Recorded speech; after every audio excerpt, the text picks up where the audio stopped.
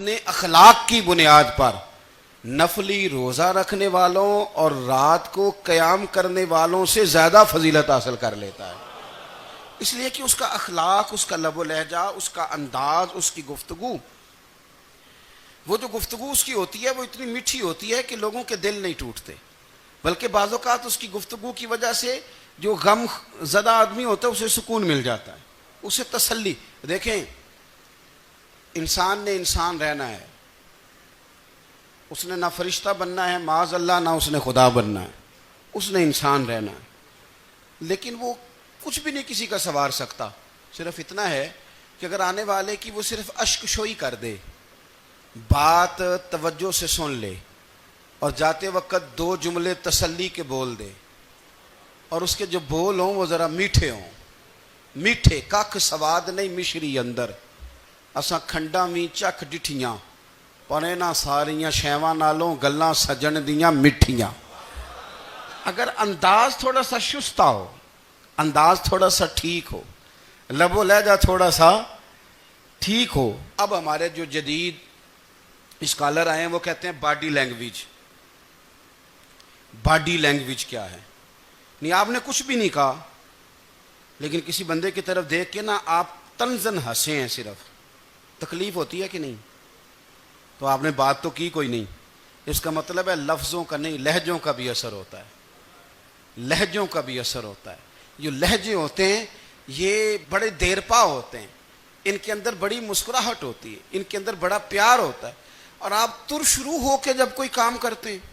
सख्त होके कोई काम करते हैं, तो फिर उसके अंदर हुस्न नहीं रहता, खूबसूरती नहीं रहती। नबी पाक अलैहिस्सलाम का फरमान सुने, मैं बात को समेटूं, कलेजा ठंडा करता है। हुजूर ने फरमाया, क़यामत के दिन मेरे ज़्यादा करीब वो लोग होंगे जिनके अखलाक ज़्यादा अच्छे होंगे, उनको ना ज़रा नेड़े जगह मिलेगी, कुर्ब में ज़रा जगह मिलेगी, कुर्ब में। असां जे हाँ गुनाहियां दा जदों आमाल नामा फरोल होवे, जर्रे जर्रे ने सामने आ जाने, जो जो मुंह थी बोलिया बोल होवे। असां कोल हुजूर दे बैठ रहना है, लख अमल तरकड़ी तोल होवे, ओदे कोलों की रब ने हिसाब लेना जेड़ा बैठा ही मुहम्मद दे कोल होवे, ओदे कोलों की रब ने हिसाब लेना, बैठा ही हुजूर दे। तो नबी पाक ने फरमाया, बैठ जाओगे मेरे करीब, पर शर्त है अखलाक अच्छा होना चाहिए, तुम्हारा लबो लहजा शुस्ता होना चाहिए। जगह नेड़े मिल जाएगी, नेड़े जगह मिल जाएगी, पर पहले आने वालों को नहीं। कोई कहे मैं पहले गया हूं तो मिल गई, ना ना, उसे मिलेगी जिसका अखलाक अच्छा है, जिसका लबो लहजा ठीक है, जिसका अंदाजे फिक्र अच्छा है। और इनका जवाब पत्थर से देना भी छोड़ दें, बस थोड़ा सा अपना अपने स्टाइल में नरमी लाएं, अंदाज में नरमी लाएं। कई दफ़ा आप सही बात भी करते हैं, लेकिन वो लहजा ठीक नहीं ना होता, तो सही बात भी काबिल कबूल नहीं होती। वैसे एक बात अर्ज करूं,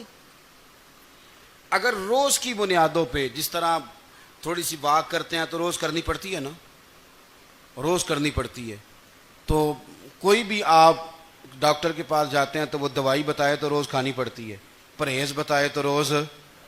करना पड़ता है। तो थोड़ा सा ना लबो लहजे पे भी तवज्जो दें। जिस तरह मुंह रोज धोते हैं ना,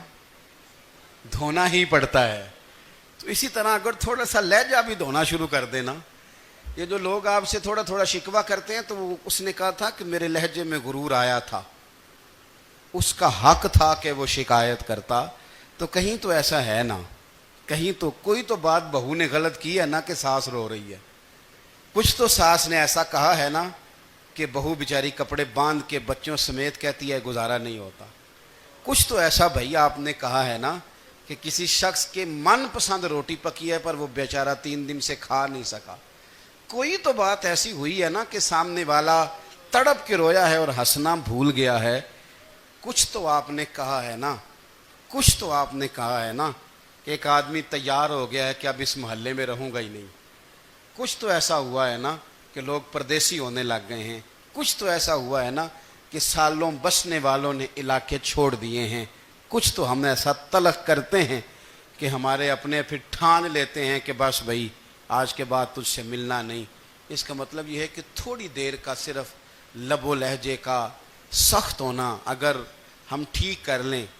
तो हो सकता है हमारे दाएं बाएं वाले बहुत सारे लोग सुख में आ जाएं,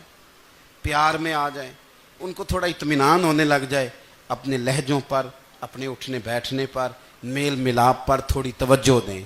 थोड़ा सा ख्याल करें। अल्लाह के हुजूर दुआ है मालिक करीम समझने की तौफीक अता फरमाए।